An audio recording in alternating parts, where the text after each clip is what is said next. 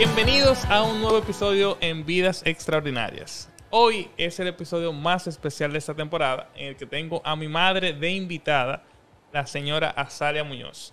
Mami, 1.000.000 de gracias por aceptar mi invitación y porque hoy vamos a hablar de un tema súper especial, un tema fuerte.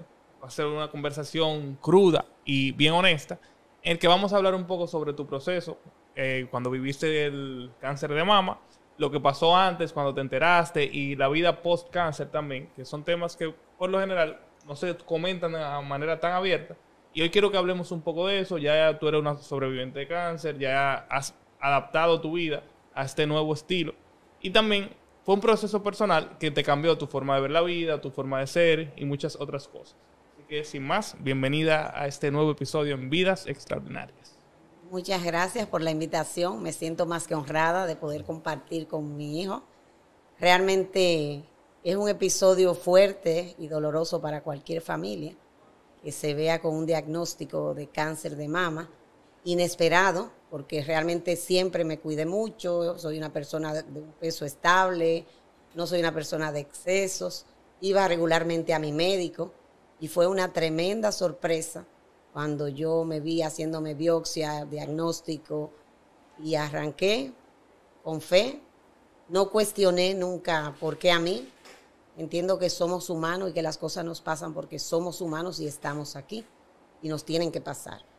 Realmente nunca cuestioné por qué me sucedió. Entiendo que son cosas que no tenemos si es genético, no se sabe. Honestamente, no se sabe si es genético, si es la edad, si son hormonas que después, si es que estaba latente en el organismo y en un momento dado se manifiesta. Cuando fui a la doctora, a la oncóloga que me refirieron, la doctora Musé, realmente fui sola y apareció una amiga hada, madrina y hermana Reina, que yo hacía ahí sola. Yo le dije, yo estoy bien, yo no hago nada acompañada aquí, pues yo tengo que hacer mi proceso. Pero antes de profundizar ahí, porque tú te me adelantaste un poco, yo quiero que vayamos antes de que tú sabías que tenías que ir a una oncóloga, antes de que ya Reina te fue a acompañar. ¿Cómo fue ese inicio de esa primera vez que tú viste algo raro? Porque muchas personas tal vez ven algo raro, pero no le prestan importancia. Okay. Entonces yo quisiera, vamos al inicio de esa historia, cuando tú empiezas a tantear que tal vez tú tienes una enfermedad, que tal vez te tienes que chequear, tal vez tú te estabas poniendo desodorante, tal vez tú simplemente te viste un bulto en el espejo. ¿Cómo se da ese primer momento y qué pasa ahí? Ese preámbulo como tal no se dio así. Yo nunca sentí nada, yo siempre me chequeaba, toda la vida de siempre me he chequeado, me hacía mis mamografías, mis sonogramas, pero lo único que yo sentía siempre, previo, era un dolor de espalda en el lado derecho, a nivel del omóplato. Incluso vivía diciéndole a Gerald, dame un masaje que me duele la espalda. En la oficina cambié la silla, me peleé con el gerente porque busqué una silla extremadamente cómoda, pensando que era la silla. Y en años después, porque en ese momento no lo supe, aparentemente el dolor venía ya del cáncer de mama. Y eso nadie piensa que un dolor de espalda tú lo vas a relacionar con un cáncer de mama. Entonces yo fui a mi chequeo y la doctora que me hizo la sonografía me dijo, esto no me gusta lo que veo. Hay que hacerte biopsia porque hay un nodulito pequeño de 3 milímetros que no se podía ni encontrar. Ahí empezó. Cuando me dijeron de biopsia, uno se asusta realmente. Uno ni quiere decírselo a su familia, honestamente. No, tú nunca dijiste nada en la casa, hasta muy adelante. Ya sí, después tuve que decirlo. Pero honestamente uno se impacta mucho, porque uno entiende que la palabra cáncer es como era antes SIDA. El que le diagnosticaban un SIDA decía, estoy muerto. Y el cáncer igual, aunque ha avanzado muchísimo, todavía hay personas que no lo superan, porque depende de la etapa y las condiciones físicas en que el cáncer se te diagnostique. Yo me acuerdo que esa tarde cuando yo iba en la Núñez de Cáceres, yo vivía en las praderas, yo iba pensando, bueno, nada, a enfrentarlo, esto es lo que hay y hay que salir adelante. Recuerdo que yo no le dije nada a mis hijos así como tarde la palabra cáncer, porque yo tengo una prima en Estados Unidos que cuando ella ella tuvo un cáncer y ella no le puso nombre. Ella dijo, yo no lo voy a nombrar para que no se manifieste. Entonces yo no quise usar la palabra cáncer, no por temor a la palabra, sino porque el impacto en las otras personas es más fuerte quizás que en la misma persona que le diagnostican el cáncer. Porque todo depende de tu lucha y de lo que tú entiendas que puedes hacer por ti. Entonces, cuando empezó el proceso, que es bastante tedioso de todos los estudios que había que hacer, ahí fue que comencé ahorita, donde yo fui a la doctora Musé, que me refirió el doctor Montero, y ella me dice, ¿qué tú haces aquí? No, que yo hacía sola, y yo estoy bien, porque yo doy gracias a Dios que el cáncer me agarró sana. Yo no tenía nada, yo no sufro de nada, yo no sufro de presión, yo no soy diabética, yo no soy hipertensa, nada. Entonces yo decía, bueno, me agarró sana. La doctora cuando me vio en la primera consulta me dijo, ya tú tienes la mitad del tratamiento ganada. Digo, ¿y por qué, doctora? Dice, por tu actitud ante la situación. La mitad del tratamiento de cáncer va con la disposición del paciente. A enfrentarlo, a no decaer, a no traumatizarse, a no meterse en un estadio de pena, de tristeza, de depresión. Entonces ahí empieza el proceso. Yo le dije, mira doctora, yo siempre escuchaba que las personas decían que cuando biopsiaban, que te punchaban, como que yo tenía el temor, ese miedo sí yo lo tuve, de que cuando toman muestras y hay un cáncer, como que uno entendía que esas células tendrían a propagarse más rápido. Entonces yo le dije, mire, ¿qué hay que hacer? Vamos a empezar ya. Yo quiero hacerlo lo antes posible. Después que me tomaron esa biopsia, yo no quería esperar nada. Eso fue como un 9 de marzo del 2013. Y el 27 de marzo de ese mismo mes a mí me estaban dando la primera quimio. Cuando llegó, yo estaba en la primera quimio y llegó un estudio que mandan a hacer fuera y diagnosticaron que era hormonodependiente. Eso era muy buen pronóstico porque entendiendo que con las radiaciones, las quimios, la cirugía y un seguimiento para inhibir la secreción de esas hormonas, se conseguía un buen resultado. ¿Y qué significa hormonodependiente? Que era una hormona por la edad, que se vuelven como que ¿cómo te explico? Como que ellas se descomponen, se aceleran, sería. Entonces, al ser hormonodependiente podía ser controlado. Y ahí empieza el proceso. Previo a esto, claro, en mi casa... quería que entráramos un poco ahí a ver el proceso personal, más allá del físico. Digamos, a nivel físico, tú necesitabas quimio, tú estabas en una situación de enfermedad que ya estaba casi diagnosticada, todavía no había llegado el diagnóstico, pero a nivel personal, eso es lo que casi nunca se comenta. ¿Qué pasa ahí contigo? ¿Cómo tú decides afrontarlo a nivel familiar? Nosotros en la casa no nos enteramos hasta casi tal vez la misma semana de la quimio. Yo no quería uno a veces no quiere ni decirlo. Honestamente, uno siente que las personas que están fuera se hieren más que hasta uno mismo. Porque es muy difícil que el otro asimile lo que tú estás viviendo, por más que tú lo expliques.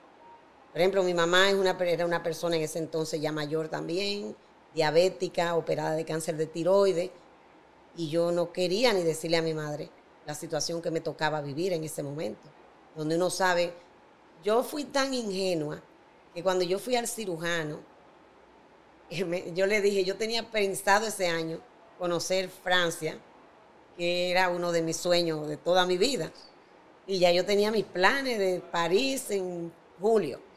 Y yo tan ingenua en ese momento, le digo al oncólogo, doctor, yo tenía planes de vacaciones en julio, estamos hablando en marzo, ¿qué usted me dice? ¿Usted cree que yo puedo seguir con mis planes?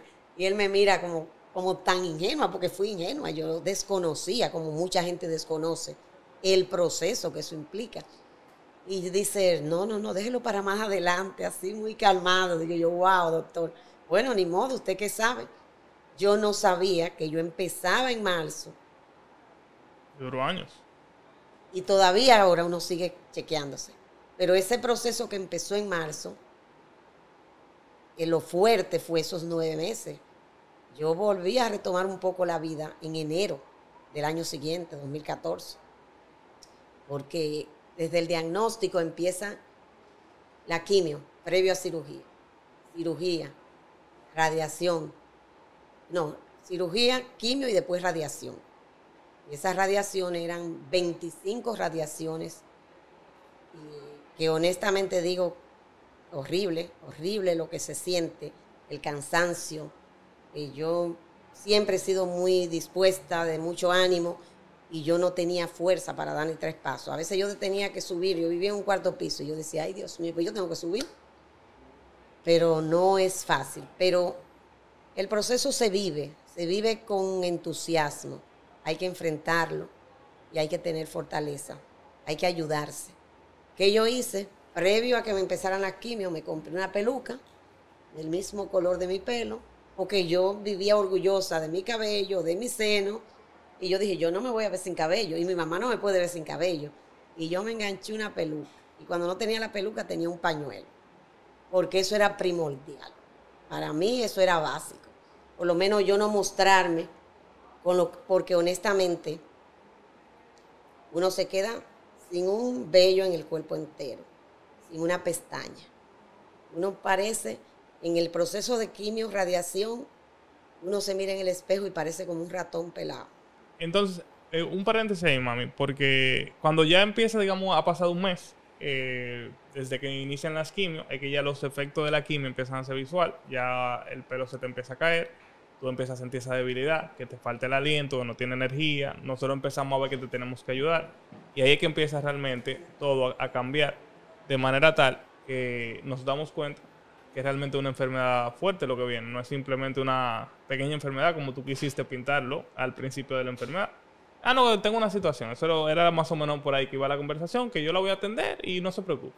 Entonces tú nos escudaste bastante, pero eventualmente es visual. Incluso para ti, tú no sabías tal vez cómo se iba a sentir la primera vez que tuviste que se te caía el pelo. ¿Cómo se da esa primera impresión, digamos? Y ¿qué tú necesitaste para poder seguir adelante? Porque mucha gente cuando ve ese shock de realidad, que se ve con la mirada perdida, que se ve que se le cae el pelo, no hay forma de evitar entrar en la depresión. Yo creo que no hay nadie que le diagnostiquen un cáncer que no piense que que no se va a morir en ese momento. Tú piensas que tú estás luchando, que tú estás haciendo lo que hay que hacer, pero que en cualquier momento te puede dar algo, te puede pasar algo y te puedes ir. Entonces, por ejemplo, en las quimios, eso del pelo, eso fue así, a los 15 o 20 días, tú hacías así, y se te quedaba el pelo en la mano. Yo me pelé bajito para evitar el proceso más, que fuera más impactante, me pelé bajito, pero hubo un momento en que ya el pelo se va todo, que no queda nada de pelo, entonces ahí empecé a usar pañuelo o peluca. Pero honestamente las quimios son una cosa que yo te digo que yo a nadie que quiera ni que no quiera le deseo que tenga que pasar por ahí. Ojalá nadie lo necesitara. Hay una quimio, eran 2 soluciones que inyectaban con un suero. Había que ponerte un catete. Tengo ahí todavía la marca. Eso era un catete que ponían para que fuera la quimio directamente a la vena. Ese catete las primeras veces no funcionó, estaba obstruido. Entonces me tuvieron que dar la quimio por la mano, por el brazo. Esa vena donde pasaban las quimios se dañó. Esa vena no vuelve a servir nunca más. Porque el cirujano me dijo, no puedo tocarte el puerto ahora, que así se llama lo que te ponen, para meterte a cirugía de nuevo, porque eso era en cirugía. Y volverte, cuando te vaya a operar, yo te cambio el puerto para las quimios que faltan. Que las quimios eran por aquí, por las venas. Resulta que esas quimios, cuando te ponen una, hay una que le llamaban el diablito. Esa es roja. Y decían el diablito ahí en la sala de las quimios. Y realmente cuando eso te entra al cuerpo, tú no sabes, tú crees que tú no te vas a parar de un sillón. Te dan escalofríos, te ponen 3 frazadas, hay gente que lo han tenido que sacar de ahí por una clínica, hay gente que le han tenido que dar las quimios internas porque no la toleran, hay gente que le han tenido que suspender la quimio porque no la toleran. Y tú te dan un estremecimiento que tú dices, bueno, me puede dar un paro en cualquier momento. Eso es lo que uno piensa. De aquí tú no sales. Tú no sales porque esto es, te puedo decir que yo decía, bueno, los clavos de Cristo en esa época eran clavos, ahora son quimios. Oh, qué fuerte. Muy, muy, muy fuerte. Bueno, hasta el día de hoy, yo nunca había sabido nada de eso. Esa es la realidad. Y tú nunca, o sea, tú protegiste tanto que en la casa no se tocaran los detalles. Que de verdad, o sea, tú nunca dijiste nada. O sea, ¿por qué tú, en vez de buscar apoyo, tú trataste de escudar, digamos, a tu familia, tú trataste como de nunca Es ser que, el mijo, mártir? oye lo que te puedo decir, lo puedo decir a cualquiera. Nadie puede vivir el sufrimiento ajeno. Entonces, ¿qué uno tiende a hacer como madre? A proteger. Porque ¿qué yo hago con...? Tú no puedes sufrir conmigo, aunque tú me adores. Por eso el comentario que tú hacías en un post tuyo, que tú en ese momento sentiste que no hiciste lo correcto, tú hiciste lo correcto. Porque todo el mundo no está preparado para el sufrimiento, o para enfrentarlo, o para ver a un ser querido sufrir. Entonces, yo entiendo que yo no hago nada con decir, me duele. Ahora sí lo ameritaba en su momento, cuando lo necesité, sí. No tenía fuerza, no podía hacer las cosas, pues necesité ayuda. Pero honestamente, nadie puede vivir tu sufrimiento. Lo que hay que ser fuerte para enfrentar. Cuando a ti te pasó el proceso del corazón, por más que yo te quisiera, yo no podía detener cuando te subió la presión. ¿Tú me entiendes? Entonces la vida es eso. Yo entiendo que hay que enfrentar las situaciones, poner mucha entrega, disponerse, pero todo el mundo no tiene esa facilidad de enfrentar las situaciones con entereza, porque eso es una parte del proceso. Pero cuando llega mi cirugía, eso fue otra cosa. La cirugía tardó entre 6 a 7 horas. A mí me estirparon la mama derecha, que era la del problema, con 13 ganglios, que quedé con problemas linfáticos. Ese brazo no se puede tocar, no puedo hacer fuerza, no me puedo pinchar. Pero la mama izquierda yo me la estirpé por precaución y me puse una prótesis. La prótesis yo la rechacé y yo me pasé 2 meses visitando la clínica interdiario a curarme. Y hasta que se diagnosticó que era una bacteria y tuvieron que retirarme la prótesis. Yo volví, entré a cirugía como 2 veces más. Cuando yo me vi, el proceso de recuperación del brazo derecho del cáncer tiene un proceso que hay que hacerlo para recuperarlo, porque tú pierdes la movilidad. Y cuando el médico me dijo que yo tenía que hacer ese ejercicio, hasta que el brazo se extendiera, yo decía, bueno, yo sí no puedo mover ese brazo, porque entonces yo tenía el problema del otro. Entonces yo me sentía, honestamente, ¿tú sabes cómo yo me sentía? El pájaro herido con las 2 alas rotas. De verdad. Yo dije, no, pero yo soy un pájaro herido, las 2 alas rotas. Pero me rodeé de cosas buenas, tenía a Santa, con mi comida a tiempo. Hubo mucha gente que me respetó mi espacio, porque honestamente, quizá lo último que tú quieres ver gente, o que te visiten, tú no estés en la disposición. Yo le digo a cualquiera que le den un diagnóstico o que esté en una clínica, que traten de respetar ese espacio, porque no todo el mundo quiere que lo vean en esa condición. No todo el mundo va porque te quiere, hay mucha gente que va porque va a ver qué está pasando. Entonces duele que te vean mal. Uno prefiere aislarse. Yo me aislé, pero no aislada, porque yo entendía que tenía que proteger mi salud y que yo salir, como mucha gente lo hace, era exponerme. Y uno tiene el sistema inmune muy deficiente, el sistema inmune. Cada vez que te van a poner una quimio, si los glóbulos blancos están bajitos, no te la pueden poner. Entonces te inyectan para subir los glóbulos blancos para poderte dar la siguiente quimio. Cuando tú te vienes a recuperar de una quimio, ya viene la otra. Entonces tú te pasas en ese círculo vicioso. Que nunca estás bien. Que tú no estás bien. Entonces, ¿qué ánimo tú tienes de ver gente, de nada? Tú básicamente ni siquiera querías pedir ayuda. O sea, tú lo viviste de manera tan individual, hasta donde podías, que realmente tú le facilitaste la vida a tu entorno. Eso es una realidad. Pero ¿cómo alguien puede desarrollar ese tipo de fortaleza? ¿Por qué tú lo hiciste así? ¿Por qué otras personas no pueden hacerlo así? O yo siempre me lo he preguntado eso, como que, o sea, ¿cómo mami tenía la fortaleza para realmente escudarnos tanto y que ella misma, tú sin fuerza? Yo recuerdo que tú a veces te parabas a buscar algo, o había veces que tú hacías un comentario de pasemos un vaso de agua, pero era muy raro verte pidiendo ayuda. Y la realidad es que tú estabas en toda la disposición de que todo el mundo lo hiciera todo por ti, porque tú estabas sin ningún tipo de esfuerzo. Entonces, ¿cómo tú sacaste tanto de abajo sin tú estar preparado para eso? Ustedes siempre han dudado mucho de la fe. Y yo siempre le he dicho que el colchón más cómodo que yo he tenido en mi vida se llama fe. Porque por fe tú no te rindes. Tú siempre crees que va a pasar lo mejor. Tú siempre crees que puedes. Tú siempre crees que va a salir bien y que tú vas a poder. Entonces, cuando lo del brazo, por ejemplo, que yo decía, Dios mío, pero yo no voy a poder levantar este brazo, yo no puedo hacer este ejercicio. Y yo fui un día a la Anunciación. Yo siempre he tenido mucha fe en el Santísimo de la Anunciación. Y yo no puedo, humanamente yo no puedo hacerlo. Pero si tú quieres, yo voy a poder levantar ese brazo. Y después yo me iba a misa los domingos a la Anunciación. Yo pasaba la misa entera con el brazo en esta posición, dando gracias, porque yo creía que no iba a poder hacer. Pero se puede. Entonces son cosas que si tú no tienes ese conocimiento, si tú no tienes esa fe, si tú no crees, yo no hago nada con comentarla. Son cosas que yo he vivido y la interiorizo y la disfruto porque sé que se puede. Porque el proceso es difícil. Con la radiación era una cosa que uno, de verdad, yo sentí, el proceso de la radiación yo lo sentí tan duro más que la quimio. Y no porque la radiación fuera nada, porque eso simplemente hacen un morde, te ponen en un sitio acostado, hay que ir. Pero da un cansancio que uno no se imagina que se puede cansar de esa manera.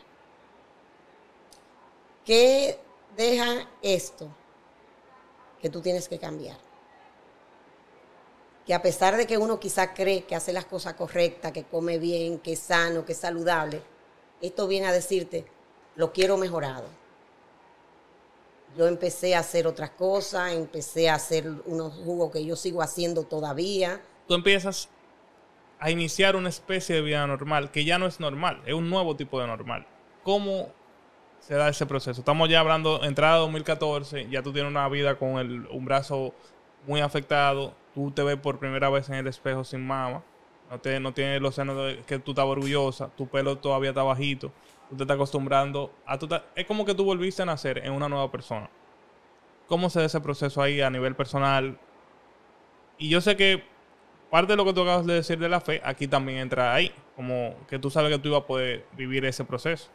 Pero yo sé que la primera vez que te viste, como muchas personas lo van a hacer, y que la gente que leyó un poco del tema del cáncer sabe que la primera impresión cuando te ves es como el bajón más grande de depresión que mucha gente tiene. Cuando tú te ves calvo, sin senos, débil, y hay gente que tal vez nunca sale de ahí. Entonces, ¿cómo se da ese proceso?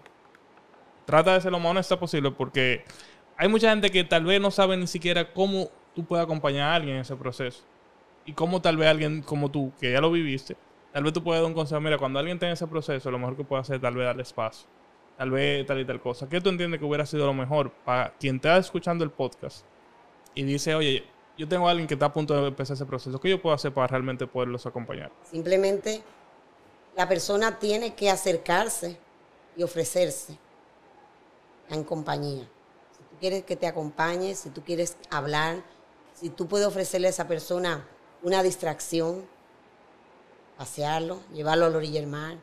Yo cuando voy a Rodi, que son chequeos de revisión 3 meses, después 6 meses y después al año, ahora todavía yo sigo yendo a Rodi anual, yo sigo tomando Femara. Y cuando yo voy, yo entro a la sala de terapia. Ahora no se puede después del COVID, pero yo entraba y hago siempre y doy testimonio y le hablo a las personas que están en el proceso. Y les digo, miren, yo pasé por aquí. Yo estuve como ustedes están ahora mismo en esa camilla, sin cabello, sin pestañas, pero se puede. Cuídense, quiéranse, desen buena vida, vean películas, oigan buena música, hagan lo que les gustan, no se llenen de noticias, de incertidumbre, de mucha información falsa. Hay demasiados remedios, demasiada gente diciéndote qué hacer. Que yo entiendo que debemos hacer, aprender nosotros qué nos hace bien y qué no nos hace bien. Porque todo el mundo te va a querer dar una receta o decirte qué hacer. Entonces yo lo que entiendo que cada quien debe aprender cómo se siente bien y qué le gusta y qué quiere hacer. Entonces lee, escucha, investiga, hay mucha información mucha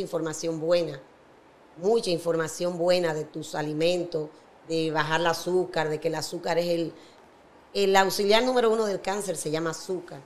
Quítala o rebájala de tu vida. No beba jugos hechos, no beba cosas que venden hechas en la calle. Yo bajé muchísimo, yo como carne de nuevo, pero en sus inicios bajé mucho la carne, consumía mucha lenteja, muchos guandules, habichuela negra, todos los vegetales, y jugo hacía, y lo sigo haciendo en un procesador, pero de manzanas verdes, espinaca. Tú realmente hiciste un cambio nutritivo. Nutritivo. Drástico. O sea, para mucha gente que hasta el día de hoy tú mantienes y tal vez tú te has mantenido saludable y ha sido gracias a esas nuevas, digamos, rutinas que tú creaste. Digamos, está la parte que tú sigues caminando, tú, o sea, como ejercicio, tú también sigues la parte de nutrición, así tratando de comer lo más saludable posible. Pero el día que te quieres beber una copita de vino, claro, te la bebes. El día que mi una cervecita te la bebes. Claro. O sea, no es que tú has dejado de vivir, sino tú aprendiste a vivir una vida. No se debe dejar de vivir porque no sabemos hasta qué día estamos aquí. Yo pude superarlo. Yo voy a cumplir en marzo del año que viene 9 años ya de esto. Pero honestamente hay gente que no logra superarlo porque, como decía ahorita, todos los organismos son diferentes. El estadio en que te diagnostican un cáncer es importante porque no sabemos. Dependiendo del estadio del cáncer, tú vas a poder trabajar para salir de él o no. Entonces, yo vivo diciéndole a las muchachas en la oficina, con todas las personas que hablo, chequéense, aprovechen el mes de octubre, que es el mes del cáncer. Hay muchísimas facilidades en los sitios, no te cobran diferencia a los seguros.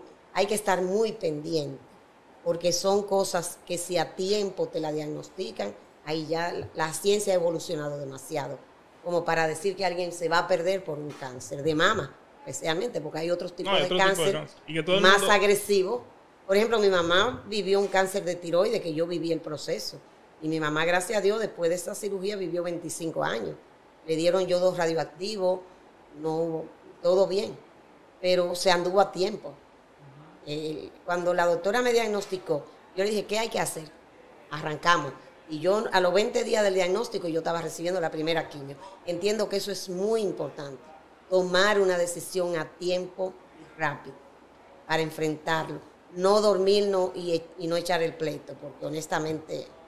Yo de eso quería comentar, porque yo creo que... Yo en el episodio pasado estaba hablando de algo que era el miedo. Tú tienes dos formas de cogerlo. Una es el miedo de lo que puede pasar o el miedo que te paraliza. En tu caso, tú tenías miedo de que el cáncer empeorara y por eso tú tomaste acción rápida. Que es como la gente debería de cogerlo. Como que, oye, si te diagnostican, no dejes que el miedo te paralice, porque tú esconderlo y meter la situación abajo de la alfombra no va a hacer que se desaparezca. Simplemente se está volviendo más grande y se te está atrasando la situación. En tu caso, tú dijiste, si esto es lo que hay, ¿cómo lo podemos hacer lo más práctico posible? Cuando empezamos, vamos a ponernos la pila, y tú simplemente lo viste como una forma de hacer lo que hay que hacer. Y ahí cambió tu historia. Esa misma historia, si tú hubieras simplemente, no, es una cosita, no te chequea, porque todo el mundo piensa que a mí no me va a pasar. Lo más normal es, no, eso yo lo veo en películas, eso le pasó a fulano, pero es muy difícil asociar que a ti es que te está pasando. Entonces, quiero que volvamos ahora de nuevo a ese inicio de ese 2014 ahora. Te ves por primera vez en tu nueva versión, tu proceso mental, tu proceso ya familiar y tu forma de pensar, ¿cómo te ayudó a seguir adelante con esa primera impresión de la nueva Salia? Fue difícil, muy difícil. Verte sin pelo, un brazo que se te hincha, un brazo que tú tienes que ir a terapia, que yo he estado interna en 2 ocasiones por el linfedema, me ha hecho una celulitis, es riesgoso. Entonces tú vives con un temor. Cada vez que tú te vas a hacer una evaluación, tú quieres ver cómo están esos parámetros, qué pasó. El diagnóstico inicial eran como 80, unos de ellos, y después bajó a la mitad cuando me operaron. Hay uno que se ha mantenido alto y no ha bajado, pero hay gente que se queda así toda la vida. Entonces en la parte física, duele mucho como mujer. Duele mucho porque tú no te sientes que eres completa ya. Tú sientes que una parte de ti ya no está. Pero hay que seguir adelante. Entonces sí seguimos siendo completa en un sentido, porque yo tengo un sentido, yo tengo la vista, yo tengo el olfato, yo tengo la vida y la sigo disfrutando. Pero el impacto es duro. Incluso cuando el 2014 yo seguía con mi peluca. Como en abril me dice la doctora, ¿y usted no se piensa quitar esa peluca? No le van a crecer los cabellos mientras usted tenga esa... Mi mamá nunca me vio. Yo no sé si mami nunca me preguntó. Yo pienso que ella se lo imaginaba y no se atrevía a preguntarlo para ella no sentirse peor. Nunca ella me vio sin pelo. Yo me ponía mi peluca aunque sudara como un caballo. Y, bueno, incluso en la casa, tú casi nunca andabas sin peluca. O sea, el pañuelo, un pañuelo. Siempre era en pañuelo. Yo recuerdo que las veces que te vi sin peluca era porque yo entraba de repente a tu habitación. Yo no permitía porque que la pena no es buena. Entonces, la pena le hace daño al que siente pena y el que está recibiendo la impresión. Entonces, mientras uno pueda mantenerse erguido y con orgullo y sobrellevar las situaciones sin llevar ese lastre de pena y tristeza a los otros, hay que hacerlo. Porque a la larga ellos no van a poder vivir lo que tú estás viviendo. Y mi mamá, por ejemplo, yo sé que una vez llegó a mi casa y no comió. Ella no vivía aquí, ella vivía en Puerto Plata. Y mami se quedó muda, amugó cuando me vio con el pañuelo. Y le digo, mami, ¿tú no vas a comer? Dice ella, no. Y se le salieron 2 lágrimas. Después me dijo, ay, mi hija, yo tuve una impresión tan grande cuando te vi que yo no quería comer. Y la debilidad de mi mamá era comer. Yo sé que ella se dio cuenta que yo no tenía cabello, porque yo estaba en la casa con calor, un pañuelito. Y no es fácil, pero yo oculté mucho eso de mi mamá. Mucho. Para que ella no sufriera. Porque, ¿qué iba a hacer ella con sufrir por mí? Aunque se lo imaginara, no es lo mismo cuando tú lo palpas, a cuando tú lo hablas. Entonces uno trata a veces. No solamente lo traté de proteger a ustedes, la protegí a ella y hasta me protegí yo. Porque mientras menos pena sientan y menos te conduelan, lo más normal posible. Tú estás normal, tú estás tranquilo. Cuando en abril yo me quité, antes de eso, un día yo fui a Jumbo y yo me parqué, estaba lleno. Y yo después olvidé dónde yo me había parqueado. Y yo corrí en ese parqueo de Jumbo con uno de los tipos ayudándome a buscar el carro. Y yo lo que tenía deseo era de arrancarme esa peluca, porque a mí los sudores me corrían. Y el pique y la impotencia, y yo no encontraba el carro. Y nada, y pasa. Cuando yo me quité esa peluca, para mí fue muy difícil. Muy difícil verme con esos 3 pelitos. Parecían la flor de la caña. Yo recuerdo. Ay, Dios mío. Yo me sentía como una infeliz, honestamente. Porque para mí, tener los cabellos arreglados es parte de mi vida.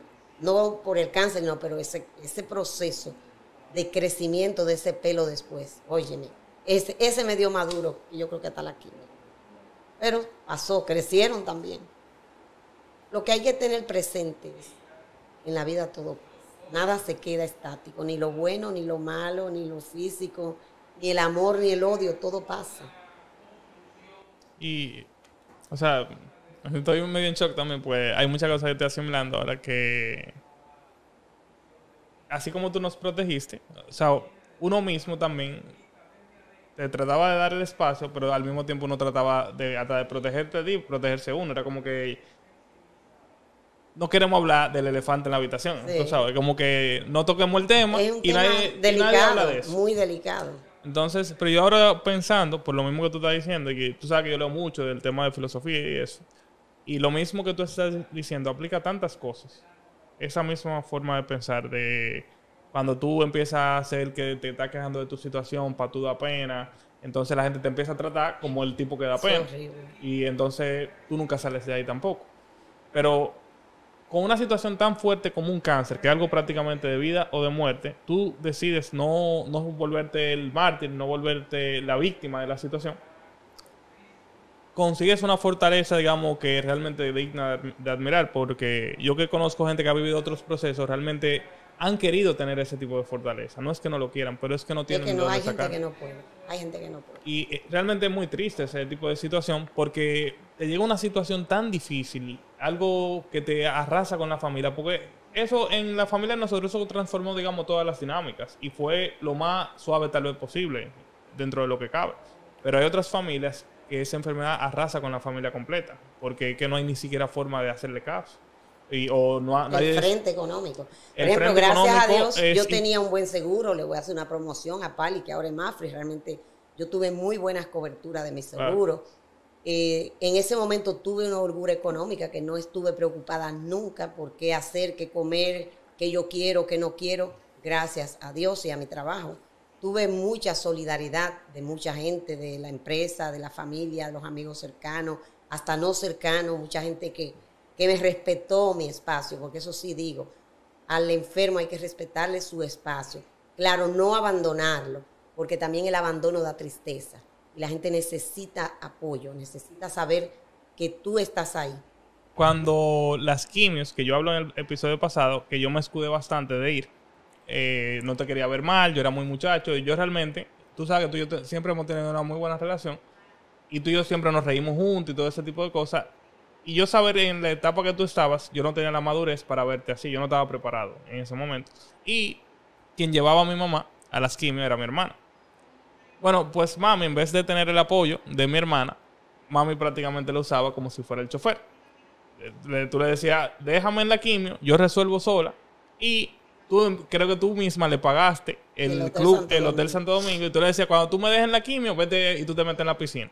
O sea, ¿a quién se le ocurre hacer eso? O sea, hay veces que también tú necesitas el apoyo de otra persona. No, lo que pasa ahí es que en las quimios, por ejemplo, las personas que van, los acompañantes, no entran a la sala a estar contigo. Se quedan afuera. Y era una sala muy tétrica también. Entonces, Irina, realmente yo no quería que ella cogiera esa carga emocional que tiene todo el que está ahí, que quizás yo la puedo aguantar.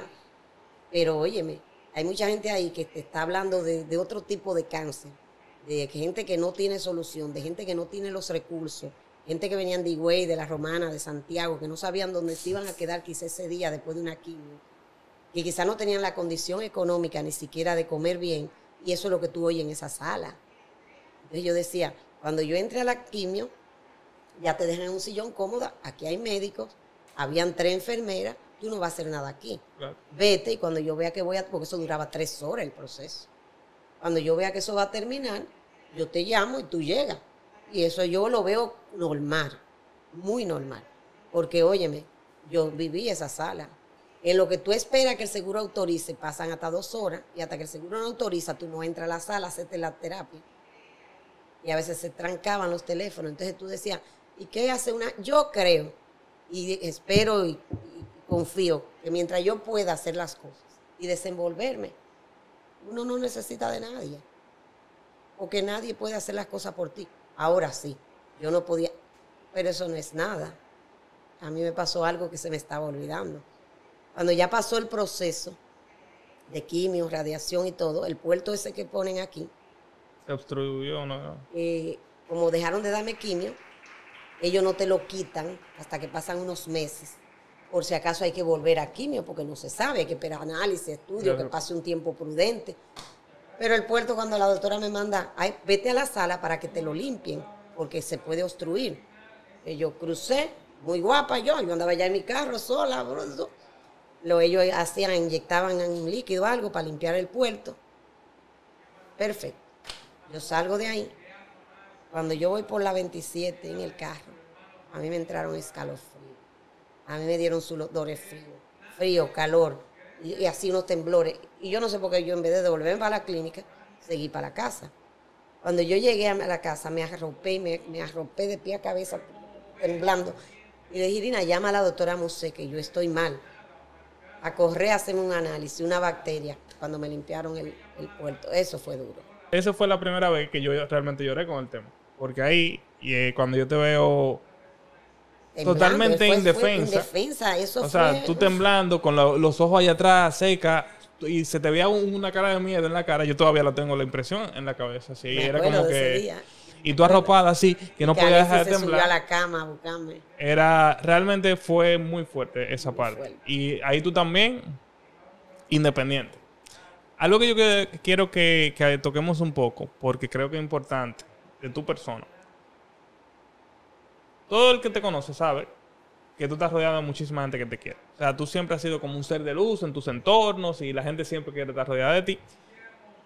Y creo que eso jugó un papel muy importante a la hora de tú tener tu proceso, porque tú siempre te sentiste rodeada de personas que estaban presentes. Tú tienes muchísimas amigas que todas estuvieron ahí, que son como hermanas tuyas. Y también amigos y demás, la familia, todo el mundo estuvo ahí presente. Y eso es su pan. Y creo que es muy importante hablar de lo que uno da sin tú saber lo que vas a recibir. Porque tú le diste a todas tus amistades, a toda tu familia, a nosotros y a todos, tanto O sea, tú siempre has estado para dar. Y al final, cuando tú lo necesitaste, tú pudiste recibir. Pero mucha gente vive de una forma, digamos, que no le da mucha importancia a las relaciones y no esperando que algún día le den, sino que simplemente o son malas personas o le dan igual, hablan mentiras, ese tipo de cosas, no tratan de aportar en los entornos que están. Y para mí eso fue un gran ejemplo de lo que significa tú realmente ser un ser de luz para otras personas. Porque cuando tú tratas de ser el que aporta, el que da un buen consejo, el que trata de ver al otro bien, tú no sabes en qué momento tal vez la vida te dé un golpe tan duro que sea el otro que necesite empujarte un poco del carro. Porque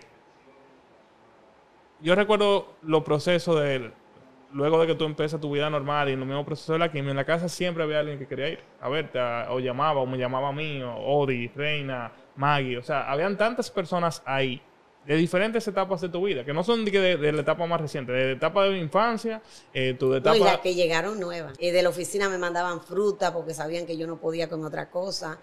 Realmente, yo siempre he sido así, independientemente del cáncer. Yo pienso que hay que servir, que hay que darse y no esperando nada a cambio. Porque yo creo, y siempre lo he pensado así, que uno debe hacer lo posible por ayudar, por servir. Porque yo pienso que eso no me tiene que llegar a mí, pero le puede llegar a alguno de ustedes. Que lo mismo que uno da, no es que vuelve como un boomerang, tú lo vas a recoger, no. Pero le va a llegar a otro, o a alguien que lo necesite. O quizá el servicio que yo hago un día en un sitio le va a llegar a otro por otra vía, porque esa es la vida, ese es el universo, fluir. Fluir. Fluir. Yo aparte de eso siempre me gustó mucho leer, últimamente que he estado muy rezagada, siempre creí en los crecimientos personales, siempre busqué libros de autoayuda, libros de superación, libros que te den una visión diferente del día a día, y no solamente es para qué yo estoy aquí. O sea, se supone que somos seres de luz, que somos espíritus, que trascendemos, que somos un cuerpo, un alma, pero el alma es lo más importante, y el espíritu. Porque si tú no tienes mente, si tú no tienes espíritu, si tú no tienes amor, tú no eres nada. Una masa. Básicamente. Inerte. ¿Qué tú entiendes que han sido los aprendizajes más grandes después de eso? Realmente uno aprende a vivir diferente. Uno empieza a valorar más la vida y la gente que uno ama. Uno empieza a darle un sentido distinto a todo lo que te rodea.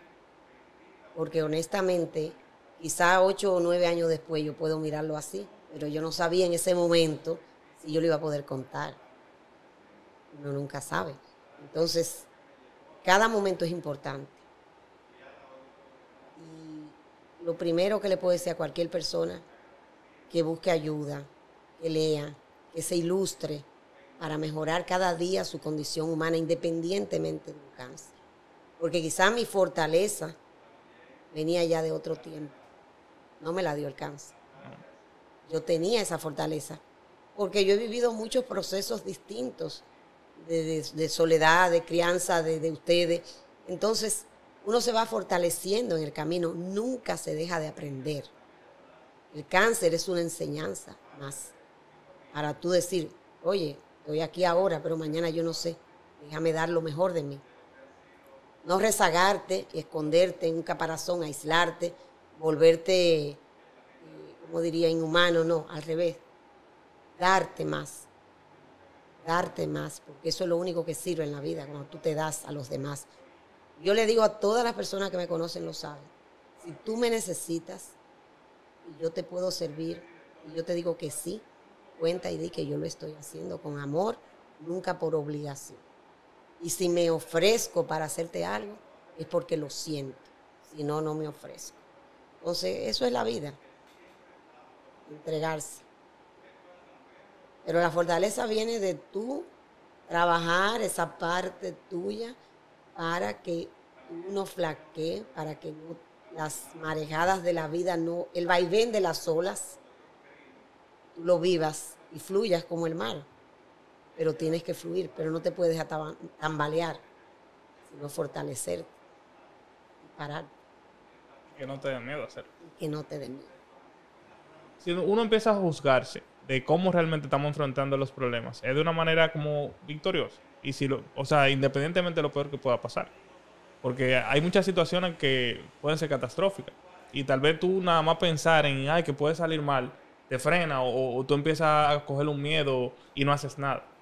Pero la vida real es que mientras mejor tú lo hagas, es más probable que salga bien. Muchas veces uno actúa de una forma tan débil que eso es lo que te asegura que va a salir mal.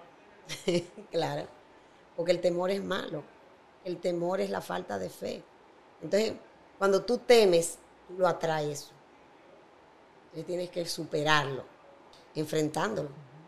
Entonces, que yo dije eso mismo que tú decías. Digo, yo no hago nada con sentarme a llorar la situación. Yo no recuerdo que yo lloré, así como me diagnosticaron el cáncer, yo me voy a volver loca y me voy en lágrimas, como que no. Porque yo dije, estamos aquí y lo que pasa en el mundo no tiene que pasar y pasa. Entonces, como que yo no tengo recuerdo de que yo me haya puesto a dar gritos porque me diagnosticaron el cáncer. Yo lo que dije, hay que enfrentarlo. ¿Qué hay que hacer? Y eso es lo que uno debe hacer en cualquier circunstancia de la vida. ¿Qué te pasa y qué hay que hacer para superarlo? Mami, hay un recuerdo que yo tengo de un diagnóstico que tú tuviste que nos lo ocultaste. Yo quiero que tú cuentes esa historia. Porque eso fue una historia que, como ya vimos, tú nos ocultaste un poco de la información. Pero quiero que tú cuentes un poco ese proceso y esos 6 meses que duró. Sí, en una de esas ocasiones, porque realmente uno se pasa bastante tiempo haciéndose diferentes estudios, hay que hacerse bastantes estudios para seguimiento de los controles y los parámetros de los lineamientos del cáncer. Dentro de esos estudios me han indicado siempre gammagrafía ósea. Yo fui a hacerme el estudio a un centro de aquí de Santo Domingo y en ese estudio me diagnosticaron una metástasis ósea en L5, L3, L5 y L4 creo. Honestamente, yo no sabía qué hacer porque ya una metástasis, después que tú has vivido un cáncer, es una palabra muy dura. Eso da muerte. Yo fui a la doctora con mi diagnóstico, cuando ella lo vio, se asombró, pero me dijo, no podemos hacer nada porque hay que esperar, porque como eso te inyectan medio de contraste, no podían indicarme otra, en ese momento, en otro estudio, en otro centro. Me dijo, espere octubre, eso fue en mayo, y en octubre usted va, pero vaya al oncológico y hágaselo en el oncológico con una doctora mexicana que hay ahí, que es excelente técnico. Yo me quedé calladita, porque yo dije, ¿qué hago yo con decir esto si no me puedo hacer el estudio de nuevo? ¿Cómo voy yo a mortificar que si pasó, pasó? Pero espérate. Te dan esta súper mega mala noticia después que tú tienes años pensando que tú estás libre de cáncer.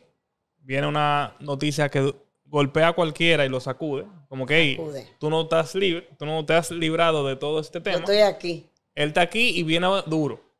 Una metástasis significa que te llegó a los huesos y que de ahí no hay vuelta atrás. Ya. No hay vuelta atrás. Entonces te llega esa noticia y ¿qué pasa? Y tú decides esperar los 6 meses por la recomendación de la doctora, pero a nivel personal eso significa algo gigante.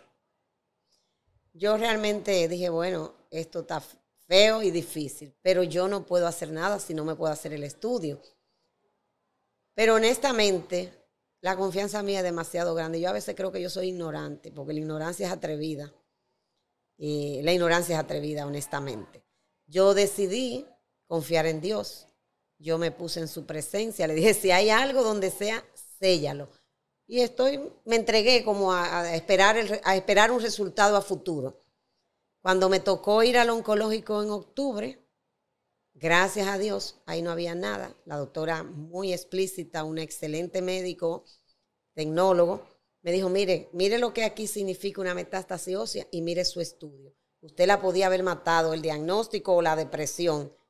Eso fue un mal diagnóstico. Fue un mal diagnóstico. Señores, hay que tener mucho cuidado. Hay que tener mucho cuidado. Gracias a Dios que no era real, porque también en esa espera yo pude haberme muerto. Claro. Porque si era verdad que era una metástasis ósea y yo no podía definir el resultado y tenía que esperar, lo más que podía pasar era lo peor. Pero sigo contando y no pasó. Entonces, honestamente, doy muchas gracias de que fui a ese sitio, de que el diagnóstico fue equivocado y en el otro sitio me dieron luz de nuevo Y en ese momento que yo supe del diagnóstico que no era positivo, fue que yo lo informé a mis hijos y mi familia. Sí, que te queríamos. Nunca lo dije. Te queríamos matar. Nunca lo Éramos dije. nosotros que te queríamos matar. Entonces ahí vino una crisis de que si yo estaba loca, que como yo no dije nada, digo ya, ¿y qué ustedes van a resolver? Bueno, había que esperar y no podían hacer nada. Y la confianza y la fe que yo tengo, ustedes no la tienen. Entonces yo lo guardé para mí. O sea, tú pasaste 6 meses tranquila entonces. Yo estuve tranquila. Honestamente, yo no estuve angustiada. Así que les recomiendo que revisen bien. Uno aprende mucho, uno aprende. A mí hay mucha gente que me llama para preguntarme de sitios, de médicos, de situaciones, porque uno en el camino aprende. Porque uno se pasa mucho tiempo en sitios distintos evaluándose. Entonces uno va aprendiendo qué hacer y qué no hacer. Entonces eso es importante. Que se conozcan, que conozcan su cuerpo y que sepan dónde se hacen los estudios.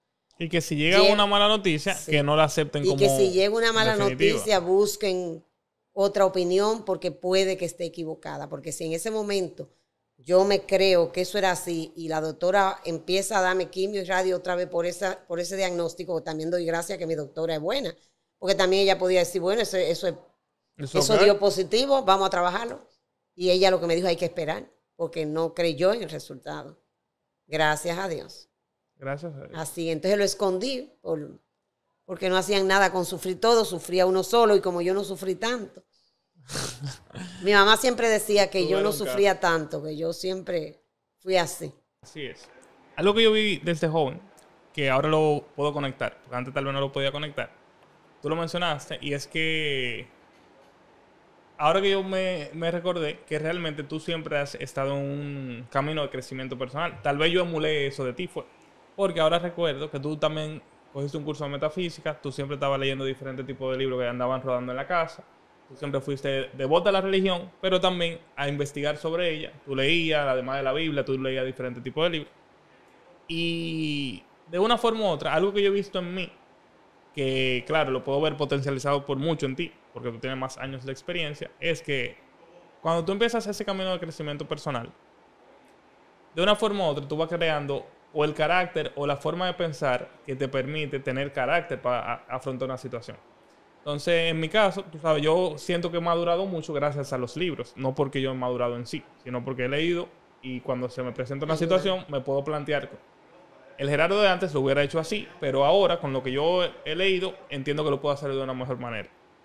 Tú con, digamos, cientos de veces que has tenido que poner tu carácter a prueba, ya sea cuando tú decides mudarte de Puerto Plata a Santo Domingo totalmente sola, o ya cuando te divorcias, cuando te mudas a Miami. O sea, tú tienes toda una historia de vida llena digamos, de altibajos. De altibajos y de obstáculos que han ido forjando tu carácter. Y mi pregunta aquí venía más por ese lado del crecimiento personal. ¿Qué importancia tú crees que ha tenido en tu vida? Y si tú realmente entiendes que ha marcado una diferencia, o es algo que simplemente vino contigo así.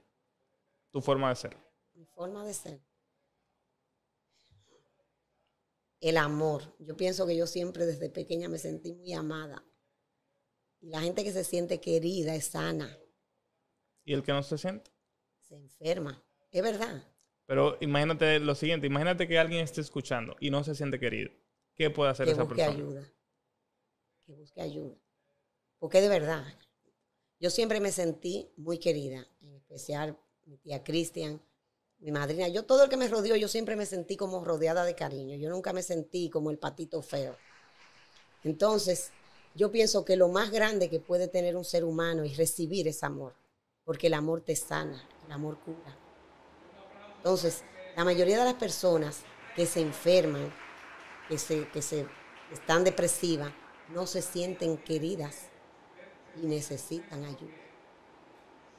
Buscar ayuda. Yo he caminado, como tú dices, mucho a nivel espiritual. Estuve en yoga, estuve en metafísica. Siempre he ido a la iglesia porque me gusta. Yo no voy por obligación ni porque me dicen, y por eso voy sola. Porque yo lo hago porque yo siento que quiero ir. Entonces, en ese caminar y leer y aprender, uno va forjándose para mejorar. Para mejorar. Cuando yo me divorcio, ¿qué pasa conmigo? Yo me voy a una comunidad donde encontré hermanos con la misma situación que yo tenía en ese momento, donde sirvió de apoyo y todavía seguimos siendo hermanos y amigos. Entonces la gente siempre pienso que las relaciones son muy importantes. Las personas tienen que relacionarse, las personas tienen que tener en quién confiar, y las personas tienen que tener por lo menos a alguien que los quiera para que sanen. Entonces, ¿qué consejos le podríamos dar a alguien que está a punto de iniciar el proceso, tiene muchos miedos, puede que sea joven, puede que no, está parado, tiene miedo de empezar de cero?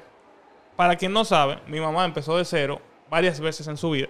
En la realidad, incluso cuando ella se muda a Miami tratando de buscar una mejor vida para sus hijos y vuelve como al año. El año no, como 4 meses. Bueno, 4 o 5 meses. Pero sin nada. Bueno, claro, tú vuelves sin nada, una mano adelante y otra atrás, y empezó de cero. Ya eso fue, qué sé yo, 50 años, tenía 45, por ahí, no sé. En el 2017. ¿Cómo 2017? Yo ni me acuerdo ya. 2004. 2004, mamá. 2004. Claro. Entonces, ahí también ella empezó de cero y no era una muchacha. Entonces, mucha gente tiene eso de que yo no puedo empezar ahora. Y ella empezó con hijos de cero y al día de hoy le fue, digamos, bastante bien y pudo crear de cero y con mucho esfuerzo. Entonces, a esas personas que están en esa etapa, tienen miedo de vivir. No le ha dado un cáncer, pero tal vez le ha dado otra cosa. ¿Qué uno le puede decir con alguien que tiene los aprendizajes de vida que tú tienes? Que a mí, por ejemplo, tú sabes que a mí me encanta cuando tú me das consejos de vida. Así mismo, como si fuera a mí, yo quiero que tú des 2 consejos que tú entiendas que son valiosos para cualquier persona que está buscando vivir una mejor vida. Lo primero es que cuando tú tienes 2 manos y tienes la fortaleza, puedes enfrentar cualquier cosa. Cuando yo regresé, como dice Geraldito, yo volví, claro, tuve un trabajo, pero yo llegué a alquilar una vivienda, después que yo había tenido vivienda, yo había regalado todos mis muebles y yo empecé de cero con cosas prestadas. Y yo no tuve miedo, porque ese es el problema mayor de las personas, es el temor. Así como yo decidí irme, decidí regresar, porque entiendo que era la mejor decisión, pero yo no tuve miedo de venir a enfrentar de nuevo aquí y no temer a lo que diga la gente. Y no escuchen a las personas que no te van a llevar por el camino que tú quieres, porque es que a la larga tú debes hacer lo que tú quieres. Todo el mundo opina. No lo que quieran los otros. La gente opina de medicina, la gente opina de tu salud, la gente opina de tu vida, de tu trabajo. Entonces, las personas, lo primero que tienen que estar claro en qué quieren. Y lo que tú quieres, enfrentarlo. Con trabajo, con disposición. Emprender algo si entiendes que el trabajo no es lo que tú sueñas. No te quedes estático por algo que a la larga a uno se le va la vida. ¿Y para qué lo hizo? Entonces, el consejo sería ese. Que enfrenten sus miedos y que elijan lo que quieren y que vayan en busca de ese sueño. Con trabajo, claro. Claro. No rezando que va a llegar del cielo. Con trabajo. Que eso es un paréntesis importante. Mami, aunque es muy religiosa, es una religiosa, digamos, práctica. Ella no reza esperando que va a llegar del cielo, ¿verdad? Sino que hay que poner el esfuerzo. Mami, 1.000.000 de gracias por ser parte de mi podcast. A mí me hacía mucha ilusión invitarte. Realmente es una conversación dura. Yo realmente me aprendí algunas cosas que yo no sabía, como lo del diablito, de la parte de la química. Diablito. Y señores, esto es un episodio más que nada para que uno repiense muchas cosas en la vida, uno sepa cuáles cosas son importantes, porque muchas veces le estamos prestando atención a algo que es pasajero. Y con eso, señores, vamos a cerrar el episodio del día de hoy. Grandes palabras de la señora Azalia Muñoz. Mami, te amo y muchas gracias por estar aquí. Te quiero.